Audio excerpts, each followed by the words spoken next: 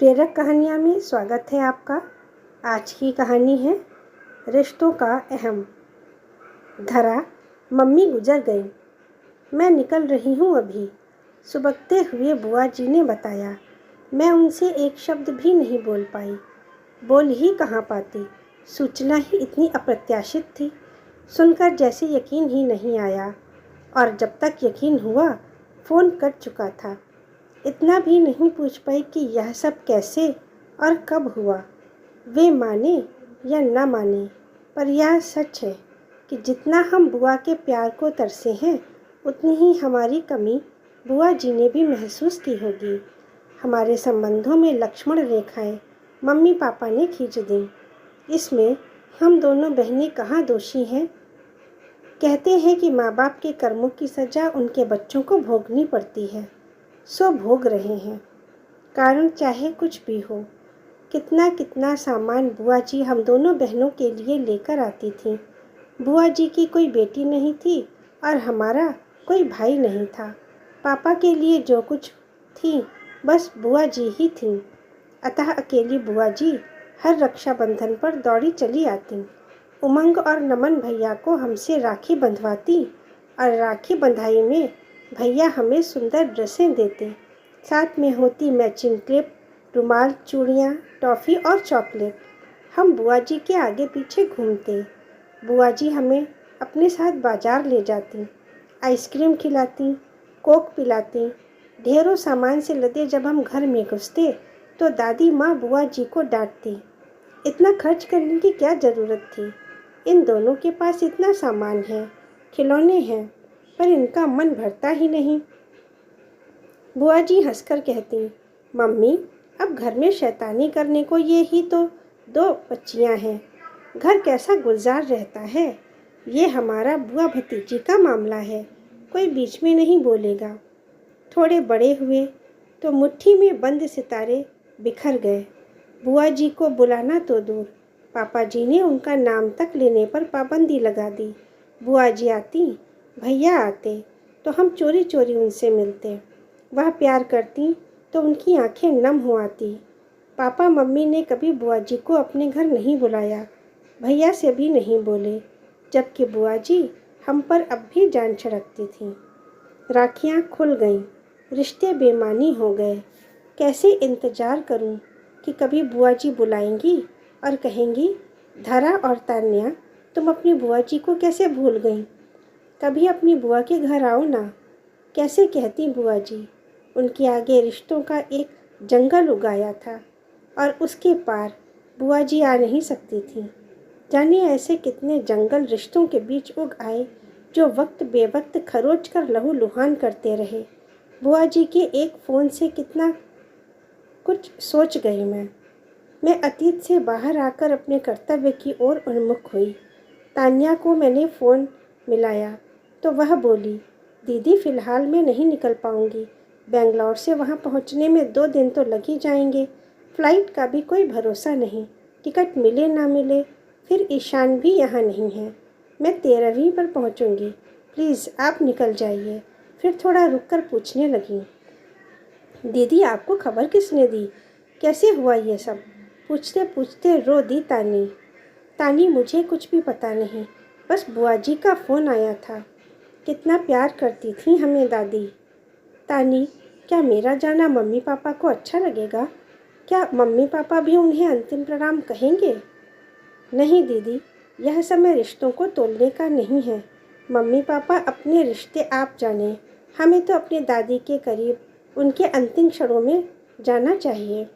दादी को अंतिम प्रणाम के लिए मेरी ओर से भी कुछ फूल ज़रूर चढ़ा देना। मैंने हर्ष के ऑफिस फ़ोन मिलाया और उन्हें भी इस दुखद समाचार से अवगत कराया। तुम तैयार रहना धरा, मैं 15 मिनट में पहुंच रहा हूं। फ़ोन रख मैंने अलमारी खोली और तैयार होने के लिए साड़ी निकालने लगी। तभी दादी की दी हुई कांजीवरम की साड़ी पर नज़र पड़ी। मैंने साड़ी छुई तो लगा दादी को छू रही हूँ। उनका प्यार मुझे सहला गया। दादी की दी हुई एक एक चीज़ पर मैं हाथ फिरा कर देखने लगी। इतना प्यार इन चीज़ों पर इससे पहले मुझे कभी नहीं आया था। आंखें बहे जा रही थीं। दादी की दी हुई सोने की चेन, अंगूठी, टॉप्स को देने का उनका ढंग याद आ गया। लौटते समय दादी चुपचाप मुट्ठी में थमा देती। उनके देने का यही ढंग रहा, अपना मुट्ठी भर प्यार मुट्ठी में ही दिया। हर्ष को भी जब चाहे कुछ न कुछ मुट्ठी में ही थमा देती। एक दो बार हर्ष ने मना करना चाहा तो बोली, हर्ष बेटा, इतना सा भी अधिकार तुम मुझे देना नहीं चाहते। तुम्हें कुछ देकर मुझे सुकून मिलता है। और इतना कहते कहते उनकी आंखें भर आई थीं। तभी से हर्ष दादी से मिले रुपयों पर एक छोटा सा फूल बनाकर संभाल कर रख देते और मुझे भी सख्त हिदायत थी कि मैं भी दादी से मिले रुपए खर्च ना करूं। मुझे नहीं पता कि मम्मी पापा का झगड़ा दादा दादी से किस बात पर हुआ। बस धुंधली सी याद है। उस समय मैं 6 साल की थी। पापा दादी माँ से खूब लड़े झगड़े थे और उसी के बाद अपना सामान ऊपर की मंजिल में ले जाकर रहने लगे थे। इसके बाद ही मम्मी पापा ने दादी और दादा के पास जाने की रोक लगा दी थी। यदि हमें उनसे कुछ लेते देख लेते तो छीनकर कूड़े की टोकरी में फेंक देते और दादी को खूब खरी खोटी सुनाते। दादी ने कभी उनकी बात का जवाब नहीं दिया। जब पापा कहीं चले जाते और मम्मी आराम करने लगती तो हम यानी मैं और तानी चुपके से नीचे उतर जाती। दादी हमें कलेजे से लगा लेती और खाने के लिए हमारी पसंद की चीज़ें देती। बाजार जाती तो हमारे लिए पेस्ट्री अवश्य लाती, जिसे पापा मम्मी की नज़रें बचाकर स्कूल जाते समय हमें थमा देती। मम्मी पापा से शिकायत करती। पापा चांटे लगाते और कान पकड़कर प्रॉमिस लेते कि अब नीचे नहीं जाएंगे। हम डरकर प्रॉमिस कर लेती, लेकिन उनके घर से निकलते ही मैं और तानी आंखों आंखों में इशारा करती और खेलने का बहाना कर दादी के पास पहुंच जाती। दादी हमें खूब प्यार करती और समझाती। अच्छे बच्चे अपने मम्मी पापा का कहना मानते हैं। तानी गुस्से से कहती, वह आपके पास नहीं आने देते, हम तो यहाँ ज़रूर आएंगे। क्या आप हमारी दादी दादा नहीं हो? क्या आपके बच्चे आपकी बात मानते हैं जो हम माने? दादी के पास हमारे इस सवाल का कोई उत्तर नहीं होता था। दादी के एक तरफ मैं लेटती और दूसरी तरफ तानी और बीच में वह लेटती। वह रोज़ हमें नई कहानियाँ सुनाती, स्कूल की बातें सुनाती और जब पापा छोटे थे तब की ढेर सारी बातें बताती। हमें बड़ा आनंद आता। दादाजी की जेब की तलाशी में कभी च्युइंगम, कभी जेली और कभी टॉफ़ी मिल जाती, क्योंकि दादाजी जानते थे कि बच्चों को जेबों की तलाशी लेनी है और उन्हें निराश नहीं होने देना है। उनके मतलब का कुछ तो मिलना चाहिए। दादी झगड़ती हुई दादाजी से कहती, तुमने टॉफ़ी चॉकलेट खिला खिलाकर इनकी आदतें ख़राब कर दी हैं। ये तानी तो सारा दिन चीज़ मांगती रहती है। देखते नहीं बच्चों के सारे दांत खराब हो रहे हैं। दादाजी चुपचाप सुनते और मुस्कुराते रहते। तानी दादी की नकल करती हुई घुटनों पर हाथ रखकर उनकी तरह कराहती। कभी पलंग पर चढ़कर बिस्तर गंदा करती। तानी, तू कहना नहीं मानेगी तो तेरी मैडम से शिकायत करूँगी, दादी झिड़कती हुई कहती। मैडम मुझसे कुछ कहेंगी ही नहीं, क्योंकि वह मुझे प्यार करती हैं। तानी कहती जाती और दादी को चिढ़ाती जाती। दादी उसे पकड़ लेती और गाल चूम कर कहती, प्यार तो तुझे मैं भी बहुत करती हूँ। सर्दियों के दिनों में दादी हमारी जेबों में बादाम, काजू, किशमिश, पिस्ता, रेवड़े, मूंगफली कुछ भी भर देती। स्कूल बस में हम दोनों बहनें खुद भी खाते और अपने दोस्तों को भी खिलाते। तानी और मुझे साड़ी बांधने का बड़ा शौक था। हम दादी की अलमारी में से साड़ी निकालती और खूब अच्छी सी पिनअप करके साड़ी बांधती। हम शीशे में अपने को देखकर खूब खुश होते।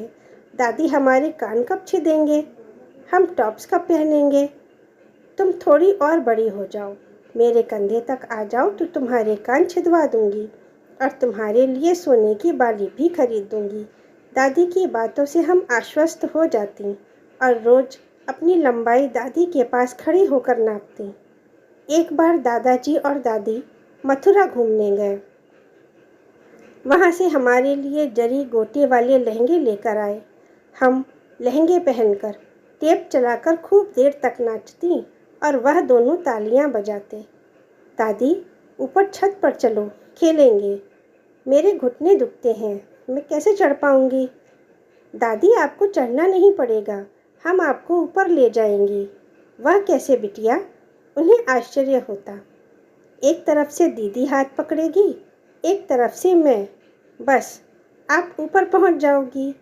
तानी के ऐसे लाड़ भरे उत्तर पर दादी उसे गोद में बिठाकर चूम लेती। दादी का कोई भी बॉल पेन तानी न छोड़ती। वह कभी भी छिपा कर रखती, तानी निकाल कर ले जाती। दादी डांटती तब तो दे जाती, लेकिन जैसे ही उनकी नज़र हटती बॉल पेन फिर गायब हो जाती। वह अपने बॉल पेन के साथ हमारे लिए भी खरीद लाती, पर दादी के हाथ में जो कलम होती हमें वही अच्छी लगती। हम उन दोनों के साथ कैरम व लूडो खेलते, खूब चीटिंग करते। दादी देख लेती और कहती कि चीटिंग करोगी तो नहीं खेलूंगी। हम कान पकड़कर सॉरी बोलती। दादाजी इतनी अच्छी तरह स्ट्रोक लगाते कि एक साथ 4-4 गोटियां निकालते। हाय दादाजी, इस बार भी आप ही जीतेंगे, माथे पर हाथ मारकर मैं कहती। तभी तान्या दादाजी की गोटी उठाकर खाने में डाल देती। चीटिंग चीटिंग दादी कहती। ओह दादी, अब खेलने भी दो, बच्चे तो ऐसे ही खेलेंगे ना। सभी तानी की प्यारी सी बात पर हंस पड़ते। दादी आपके घुटने दबाऊं? देखो दर्द अभी कैसे भागता है। तानी अपने छोटे छोटे हाथों से उनके घुटने सहलाती। वह गदगद हो उठती। अरे बिटिया, तूने तो सचमुच मेरा दर्द भगा दिया। तानी की आंखें चमक उठती। मैं कहती न थी कि आपको ठीक कर दूंगी? अब आप काम मत करना, मैं आपका सारा काम कर दूंगी। और तानी झाड़न उठाकर कुर्सी मेज साफ करने लगती। दादी आपके लिए चाय बनाऊं? पूछते पूछते तानी रसोई में पहुंच जाती। लाइटर उठाकर गैस जलाने की कोशिश करती। दादी वहीं से आवाज़ लगाती। चाय रहने दे तानी, एक गिलास पानी दे जा और दवा का डिब्बा भी। तानी पानी लाती और अपने हाथ से दादी के मुंह में दवा डालती। एक बार मैं किसी शादी में गई थी, वहाँ बच्चों का झूला लगा था। मैं भी बच्चों के साथ झूलने लगी। पता नहीं कैसे झूले में मेरा पैर फंस गया। मुश्किल से सबने खींचकर मेरा पैर निकाला। बहुत दर्द हुआ, पाँव सूज गया, चला भी नहीं जा रहा था। मैं रोते रोते पापा मम्मी के साथ घर आई। पापा ने मुझे दादी के पास जाने नहीं दिया। जब पापा मम्मी गए तब मैं चुपके से दीवार पकड़कर सीढ़ियों पर बैठ कर नीचे उतरी। दादी के पास जाकर रोने लगी। उन्होंने मेरा पैर देखा, मुझे बिस्तर पर लिटाया, पैर पर मूव की मालिश की, हीटर जलाकर सिकाई की और गोली खाने को दी। थोड़ी देर बाद दादी की प्यार भरी थपकियों ने मुझे उनकी गोद में सुला दिया। कितनी भी कड़वी दवा हम दादी के हाथों हंसते हंसते खा लेती थी। मेरा या तानी का जन्मदिन आता तो दादी पूछती, क्या चाहिए तुम दोनों को? हम अपनी ढेरों फरमाइशें उनके सामने रखते। वह हमारी फरमाइशों में से एक एक चीज़ हमें ला देती और हम पूरा दिन दादी का दिया गिफ्ट अपने से अलग न करते। बचपन इसी तरह गुजरता रहा। नानी के यहाँ जाने पर हमारा मन ही न लगता। हम चाहती थीं कि हम दादी के पास रह जाएं, पर मम्मी हमें खींच कर ले जाती। हम वहाँ जाकर दादाजी को फ़ोन मिलाते। दादाजी, हमारा मन नहीं लग रहा, आप आकर ले जाइए। सारे बच्चे नानी के यहाँ खुशी खुशी जाते हैं। नानी खूब प्यार करती हैं, पर तुम्हारा मन क्यों नहीं लग रहा? दादाजी समझाते हुए पूछते। दादाजी, हमें आपकी और दादी की याद आ रही है। हमें ना तो कोई अपने साथ बाजार लेकर जाता है, ना चीज़ दिलाता है। नानी कहानी भी नहीं सुनाती, बस सारा दिन हनी व सनी के साथ लगी रहती हैं। हम क्या करें दादाजी? दादाजी रास्ता सुझाते। बेटा, धरा और तानी, सुनो, तुम अपने पापा को फ़ोन लगाओ और उनसे कहो कि हम आपको बहुत मिस कर रहे हैं, आप आकर ले जाओ। दादाजी की यह तरकीब काम कर जाती। हम रो रो कर पापा से ले जाने के लिए कहते और अगले दिन पापा हमें ले आते। हम दोनों लौटकर दादी और दादाजी से ऐसे लिपट जाते जैसे कब के बिछड़े हों। पापा ने हमें पढ़ने के लिए बाहर भेज दिया। हम लौटते तो दादाजी और दादी को इंतज़ार करते पाते। उनकी अलमारी हमारे लिए सौगातों से भरी रहती। हाई स्कूल पास करने के बाद दादाजी ने मुझे घड़ी दी थी। हम बड़े हुए तो पता चला दादाजी केवल पेंशन पर गुजारा करते हैं। हमारा मन कहता हमें अब उनसे उपहार नहीं लेने चाहिए, लेकिन जब दादी हमारी मुट्ठियों में रुपए ठूस देती तो हम इनकार न कर पाते। हॉस्टल जाते समय लड्डू मठरी के डिब्बे साथ रखना दादी कभी न भूलती। और जब मेरी शादी पक्की हुई तो दादी हर्ष को देखने के लिए कितना तड़पी। जब नहीं रहा गया तो मुझे बुला कर बोली थी, धरा बेटा, अपना दूल्हा मुझे नहीं दिखाएगी? अभी दिखाती हूँ दादी, कहकर एक छलांग में ऊपर पहुंचकर हर्ष का फ़ोटो अलमारी से निकाल दादी की हथेली पर रख दिया। दादी कभी मुझे तो कभी फ़ोटो को देखती, जैसे दोनों का मिलान कर रही हूँ। फिर बोली, हर्ष बहुत सुंदर है, बिल्कुल तेरे अनुरूप, तुम दोनों में खूब निभेगी। मैंने हर्ष को मोबाइल से कॉल मिलाया और बोली, हर्ष, दादी तुमसे मिलना चाहती हैं, शाम तक पहुँचो। शाम को हर्ष दादी के पैर छू रहा था। मेरी शादी मैरिज होम से हुई। शादी में पापा ने दादा दादी को बुलाया नहीं तो वे गए भी नहीं। विवाह के बाद मैं अड़ गई कि मेरी विदाई घर से होगी। विवश होकर उन्हें मेरी बात रखनी पड़ी। मुझे तो अपने दादाजी और दादी का आशीर्वाद लेना था। दुल्हन वेश में उन्हें अपनी धरा को देखना था। उनसे किया वादा कैसे टालती। मेरी विदाई के समय दादाजी और दादी उसी प्रकार बाहरी दरवाजे पर खड़े थे जैसे स्कूल जाते समय खड़े रहते थे। मैं दौड़कर दादी से लिपट गई। दादाजी के पांव छूने झुकी तो उन्होंने बीच में ही रोककर गले से लगा लिया। दादी ने सोने का हार मेरी मुट्ठी में थमा दिया और सोने की एक गिन्नी हर्ष की मुट्ठी में। जब भी मायके जाती दादी से सौगात में कभी रिंग, कभी टॉप्स, कभी साड़ी मुट्ठी में दबाए लौटती। दादी ने मुझे ही नहीं, तानी को भी खूब दिया। उन्होंने हम दोनों बहनों को कभी खाली हाथ नहीं आने दिया। कैसे आने देती? उनका मन प्यार से लबालब भरा था। वह खाली होना जानती ही न थी। उनके पास जो कुछ अपना था सब हम पर लुटा रही थी। मम्मी पापा देखते रह जाते।